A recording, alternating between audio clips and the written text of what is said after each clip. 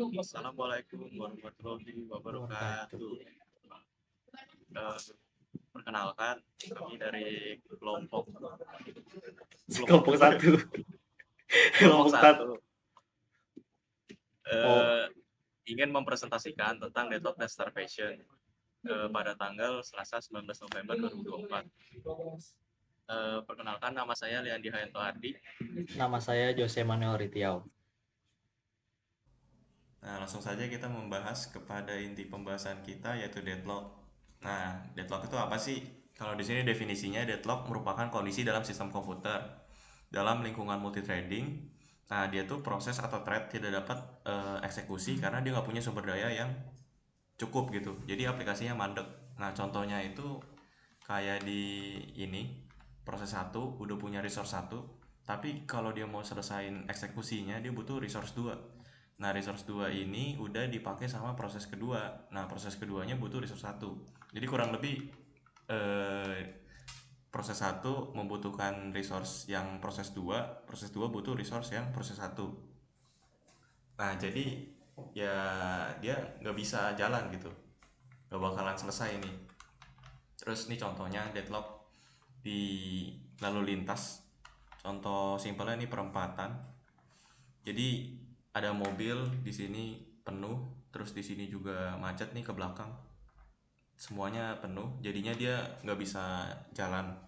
Yang misalnya itu ini nunggu proses yang ini selesai, baru dia bisa jalan.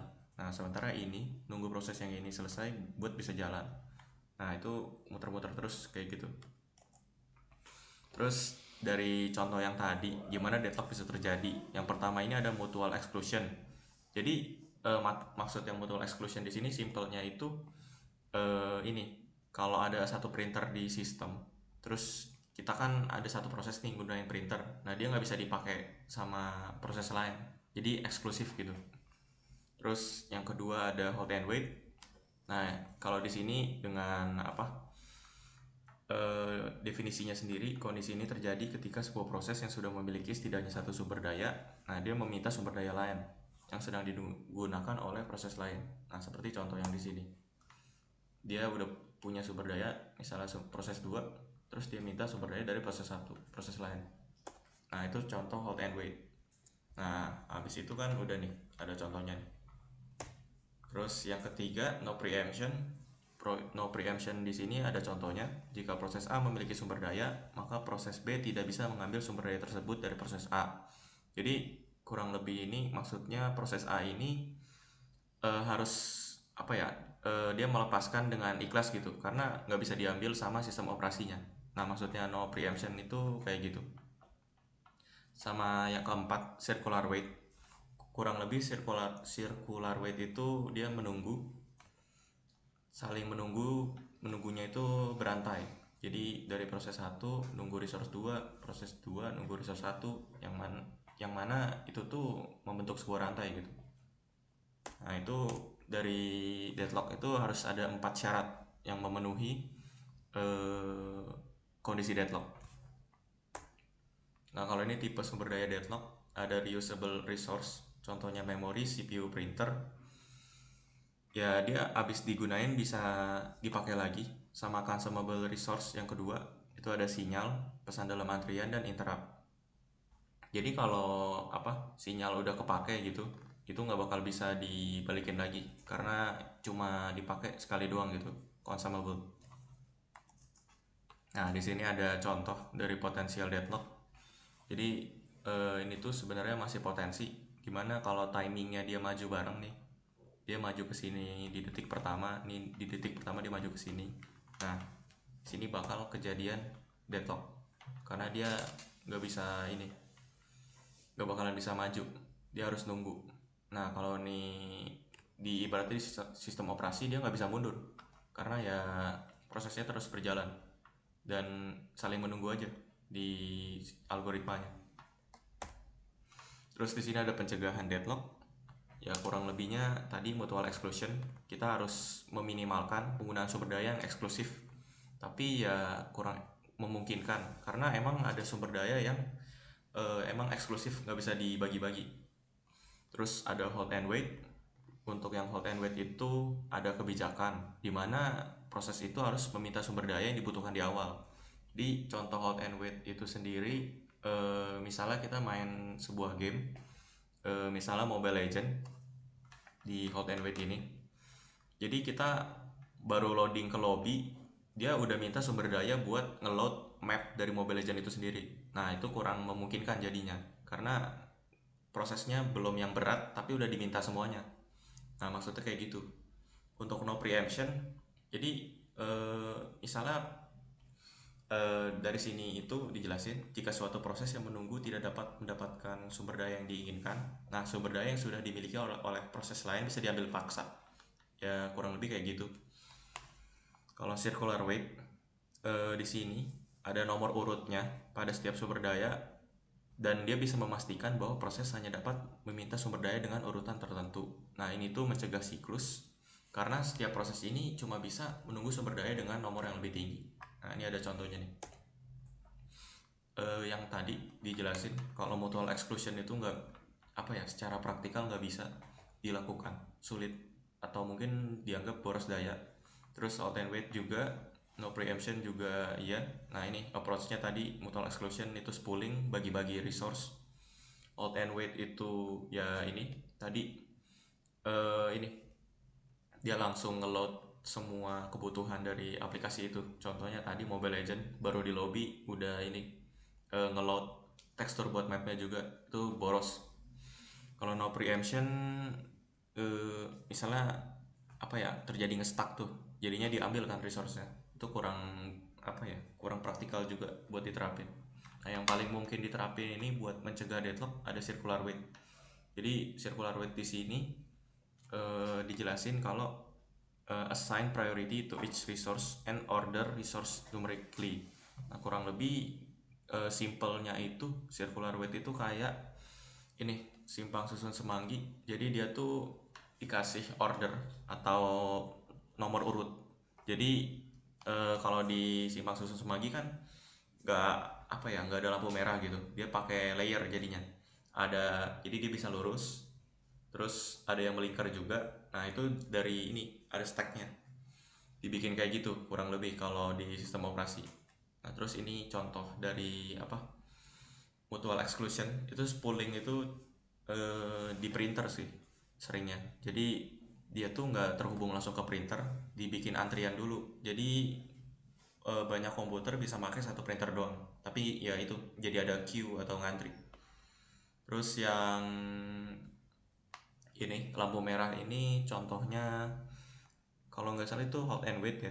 Jadi dia tuh untuk urutannya misalnya dari nomor 1 dia lampu hijau maju duluan, terus nomor 2 maju juga, terus ntar nomor 3 kan masih lampu merah, ntar nunggu lagi gitu. Kurang lebih kayak gitu. Ya ini masuknya kurang lebih tadi hot and wait ya. Mungkin spooling sih. Nah, ini ada penghindaran deadlock. Ya sesuai namanya, deadlock avoidance adalah strategi di mana sistem secara dinamis memeriksa setiap permintaan sumber daya untuk memastikan deadlock tidak akan terjadi sebelum memenuhi permintaan tersebut. Nah, ini contohnya ada banker algorithm. Jadi kurang lebih dia tuh menilai apakah proses yang minta sumber daya itu bisa memberi pinjamannya atau enggak. Nah, kalau bisa berarti masuk ke kondisi aman atau safe state. Kalau nggak bisa, dia dibuang dulu ke kondisi tidak aman atau unsafe state. Nah, kalau ini jika memenuhi permintaan, suatu proses akan mengakibatkan kondisi yang tidak aman, maka permintaan tersebut akan ditolak. Nah, itu kayak di bank. Kalau misalnya uang di banknya kurang, pasti dia nggak bakalan ngasih pinjaman ke orang itu. Nah, di sini ada contoh dari bankers algorithm. Di sini kalau mau dilihat simpelnya, kita tuh ngelihat dengan kebutuhannya dulu atau need. Jadi need di sini ada ABC yang proses ke 0. Dia butuh sumber daya 743. Nah, kita bandingin sama ya ini yang available.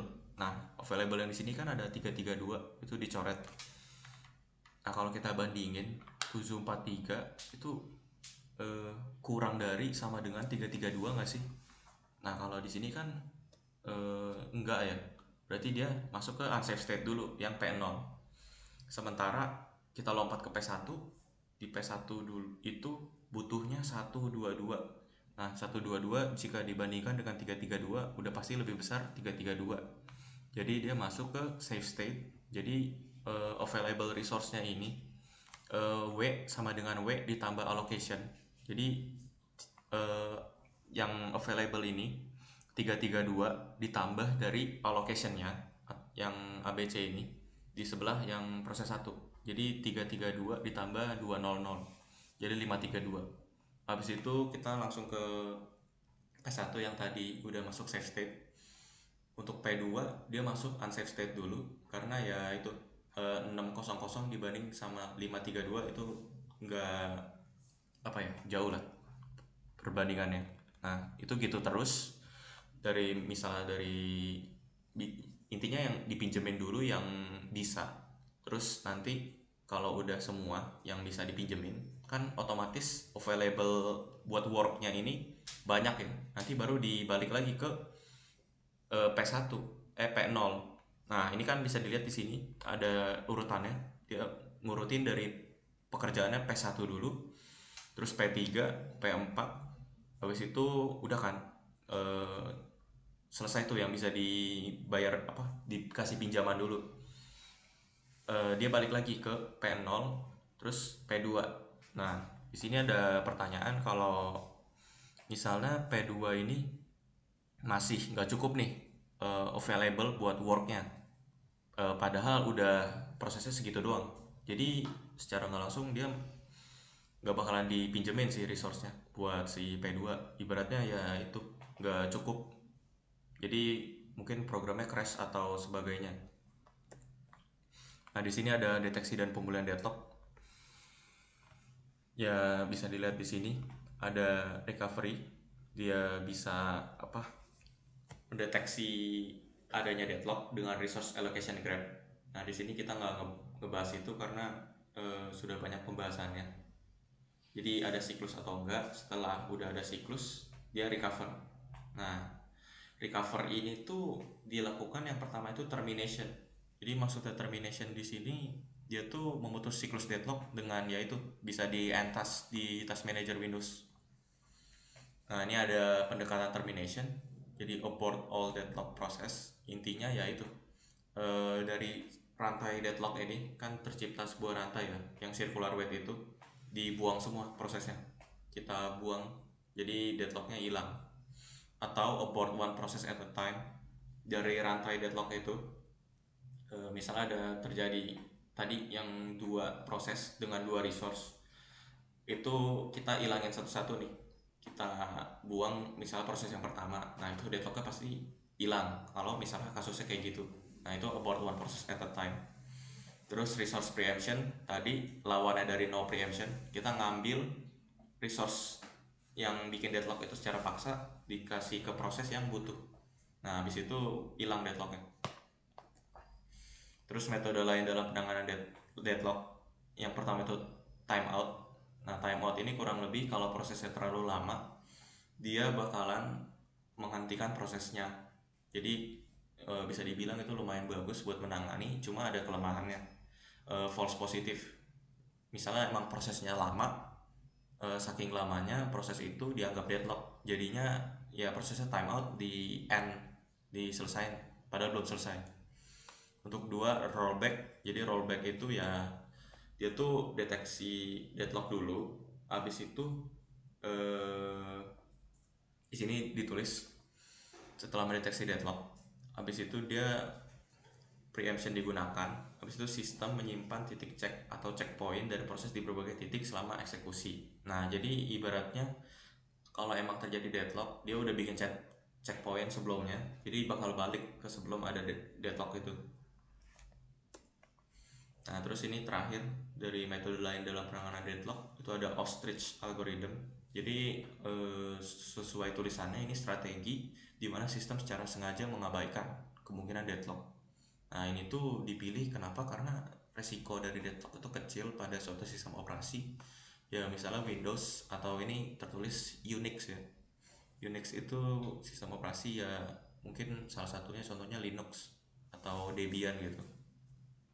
Nah, sama risiko deadlock tadi kecil ya.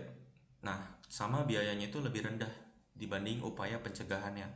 Maksudnya di sini kalau mau mencegah deadlock pasti bikin program kode lagi, di mana itu memberatkan sistem gitu.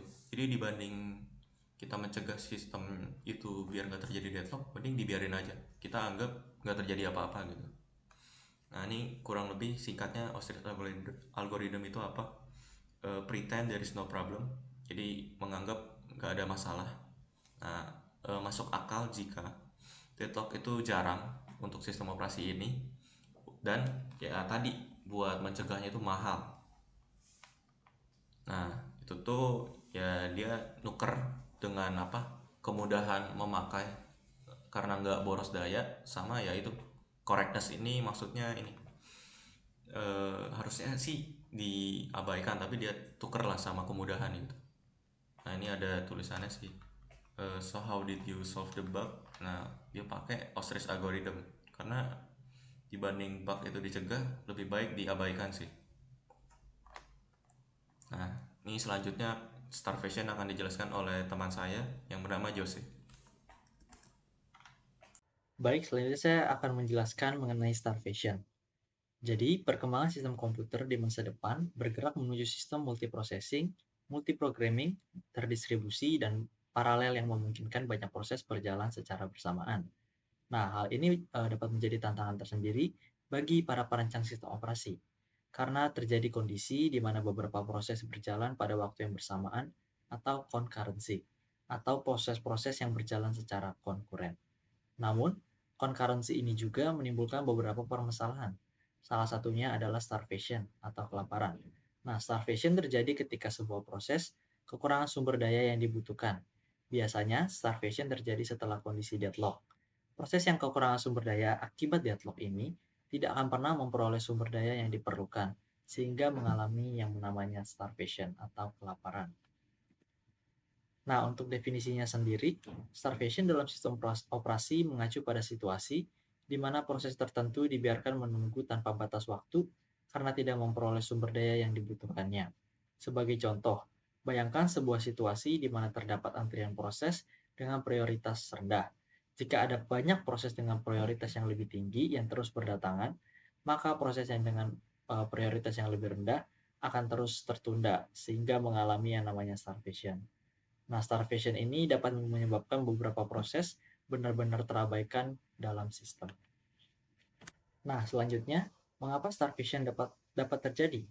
Nah, yang pertama tuh ada kebijakan penjadwalan yang tidak adil. Nah, ketika sistem operasi menggunakan algoritma yang mendahulukan proses tertentu, proses dengan prioritas yang lebih rendah seringkali tertunda, bahkan terabaikan. Yang kedua, pemilihan acak waktu tubuh proses. Nah, jika pemilihan proses dilakukan secara acak, pasti ada kemungkinan suatu proses yang lain harus menunggu dalam durasi yang lebih lama. Nah, yang ketiga ada kesalahan alokasi sumber daya.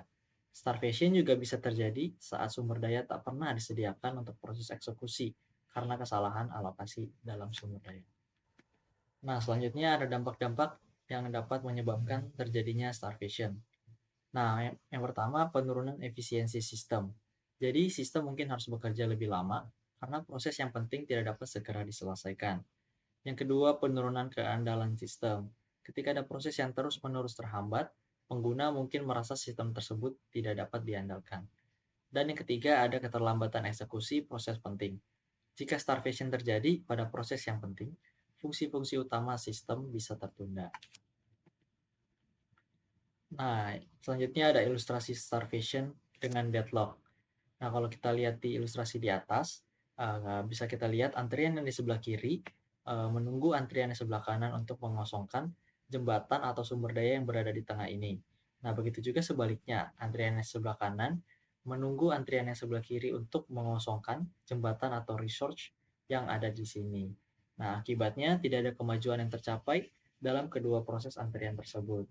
Nah, misalnya ada kondisi proses A memegang sumber daya X dan proses B memegang sumber daya Y. Nah, ketika kedua proses ini dijalankan secara bersamaan, maka pastinya proses A juga memerlukan sumber daya Y, dan sedangkan proses B juga membutuhkan sumber daya dari X. Namun kedua proses ini tidak akan melepaskan sumber daya yang dimilikinya sebelum prosesnya selesai. Nah, hal itu tuh dapat menyebabkan kondisi menunggu tanpa henti. Nah, yang kedua ada ilustrasi starvation tanpa terjadinya deadlock. Nah, bisa kita lihat di ilustrasi di atas, starvation juga bisa terjadi tanpa deadlock. Nah, hal ini ketika terdapat kesalahan dalam sistem, sehingga terjadi ketimpangan dalam pembagian resource. Contohnya, satu proses selalu mendapat resource, sedangkan proses yang lain itu tidak pernah mendapatkannya karena prioritasnya yang lebih rendah. Nah, seperti ilustrasi di atas, pada antrian kanan, bisa kita lihat nih antrian kanan. Pada antrian kanan itu terjadi starvation karena resource yang ada di sini selalu dipakai oleh antrian yang di sebelah kiri. Nah, bisa kita lihat mobil yang kepalanya berada di sebelah kanan itu merupakan mobil yang berasal dari antrian kiri. Ini kan penuh dengan antrian kiri. Sedangkan antrian yang kanan tidak pernah mendapat giliran untuk mengisi resource atau jembatan ini. Nah, selalu dipakai oleh antrian kiri. Nah, jika dua proses ini ingin mengakses satu sumber daya tunggal, maka sistem operasi akan mengalokasikan untuk salah satu proses dan mengharuskan proses lain untuk menunggu. Nah, bisa kita lihat berarti untuk antrian sebelah kiri ini merupakan proses yang prioritasnya lebih tinggi ketimbang antrian sebelah kanan. Karena antrian sebelah kanan ini memiliki prioritas yang lebih rendah pada antrian sebelah kiri. Dan alhasil antrian sebelah kanan harus menunggu antrian sebelah kiri dulu baru mendapatkan resource-nya. Nah, proses yang ditolak menghasilkan akan menjadi lambat. Nah, jika kondisi semakin parah, maka proses akan diblok terus-menerus sehingga tidak pernah mengakses sumber daya dan proses tidak pernah dapat berakhir dengan sukses. Nah, untuk contoh kasusnya, misalnya terdapat seorang pekerja kantoran yang memiliki 3 proyek penting yang harus ia selesaikan. Nah, pekerja tersebut tuh memprioritaskan proyek-proyek tersebut dibandingkan mengikuti kegiatan rekreasi akhir pekannya. Nah, sebelum ketiga proyek tersebut selesai, manajernya memberinya tugas baru yang mendesak. Keesokan harinya, ada pekerjaan tambahan dari divisi lain yang harus segera dikerjakan. Ketika proyek pertama belum selesai, sudah ada tugas baru yang datang dari manajer atau divisi lain. Nah, maka situasi itu tuh akan terus berulang, sehingga keinginan pekerja tersebut untuk menikmati akhir pekan tidak bisa terlaksana atau terwujud. Nah, selanjutnya ada metode penjadwalan yang berisiko terhadap starvation. Yang pertama ada priority scheduling. Nah, dalam algoritma ini, setiap proses diberikan prioritas. Proses dengan prioritas lebih tinggi akan dieksekusi terlebih dahulu, sementara proses dengan prioritas yang lebih rendah harus menunggu proses yang prioritas tinggi. Nah, mengapa beresiko? Karena jika sistem terus-menerus menerima proses baru dengan prioritas tinggi, proses dengan prioritas rendah tidak akan dapat tertinggal dan tidak pernah mendapatkan kesempatan untuk dieksekusi. Nah, ini merupakan contoh klasik pada starvation, di mana proses yang kurang penting tidak pernah mendapatkan waktu pada CPU. Yang kedua ada SJF atau Shortest Job First. Metode ini menjadwalkan proses berdasarkan waktu eksekusi yang diperkirakan. Proses dengan waktu eksekusi terpendek akan dijadwalkan terlebih dahulu. Mengapa SJF beresiko? Karena dalam Shortest Job First, proses yang lebih panjang mungkin tidak pernah mendapatkan kesempatan untuk dieksekusi jika selalu ada proses baru dengan waktu eksekusi yang lebih pendek. Ini dapat menyebabkan starvation untuk proses yang membutuhkan waktu lebih lama. Nah, selanjutnya ada cara mencegah starvation. Yang pertama, pastikan alokasi sumber daya oleh CPU diawasi oleh manajer sistem untuk menjamin distribusi sumber daya yang adil. Yang kedua, hindari penggunaan metode pemrosesan secara acak karena dapat menyebabkan starvation. Yang ketiga, menerapkan algoritma penjadwalan yang memanfaatkan antrian prioritas. Yang keempat, jika metode acak harus digunakan, pastikan metode tersebut diintegrasikan dengan sistem antrian prioritas. Selanjutnya ada cara mengatasi starvation. Yang pertama menggunakan metode aging.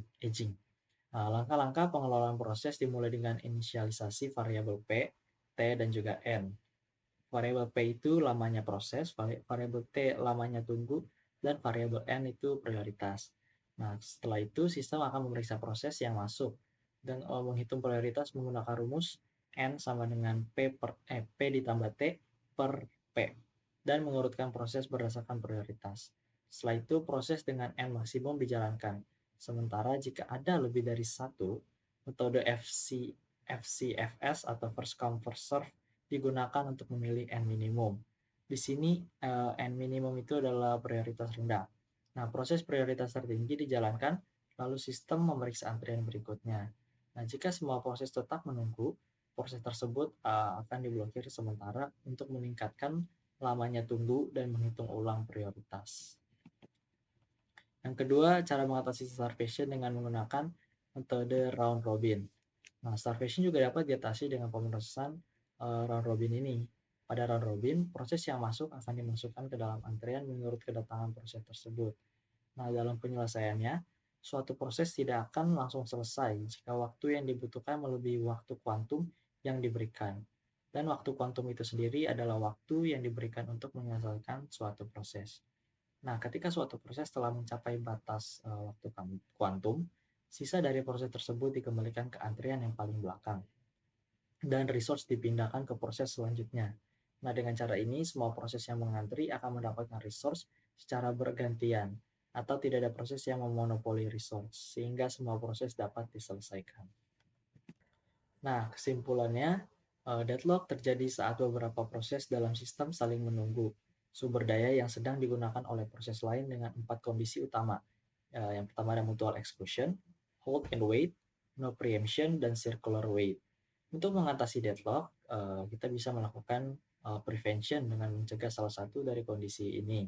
Avoidance dengan memantau agar sistem tidak masuk ke dalam deadlock, atau seperti menggunakan algoritma bankers, atau detection and recovery dengan mendeteksi deadlock dan memulihkan sistem, misalnya melalui penghentian atau rollback proses. Yang kesimpulan starvation yaitu kondisi ketika proses terus-menerus menunggu sumber daya. Dapat diatasi dengan metode aging, yaitu menaikkan prioritas proses seiring waktu, atau menggunakan algoritma round robin, di mana setiap proses diberi waktu eksekusi secara bergilir sehingga semua proses mendapat kesempatan untuk menggunakan sumber daya.